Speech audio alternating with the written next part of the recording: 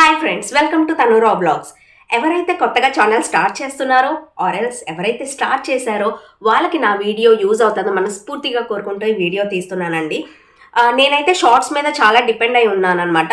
Shorts చేసుకుంటూ పోయానమాట. నాకు shorts మీద చాలా సబ్స్క్రైబర్స్ వచ్చారు అండ్ వ్యూస్ కూడా చాలా పెరిగినాయి. యూట్యూబ్ స్టూడియోలోకి వెళ్తే నాకు అబౌట్ 3 వాచ్ టైం ఉందన్నమాట. సో నేను మానిటైజేషన్కి అప్లై చేసుకుందామని తీరా చూస్తే నాకు మానిటైజేషన్ అవ్వలేదు.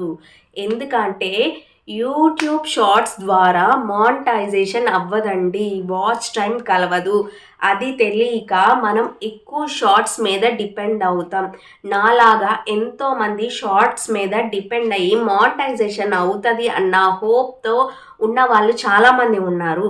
వాళ్ళకి నా ఇన్ఫర్మేషన్ ఏంటంటే షార్ట్స్ ద్వారా మానిటైజేషన్ అవ్వదు, అంటే వాచ్ టైం అనేది షార్ట్స్ ద్వారా కలవదండి.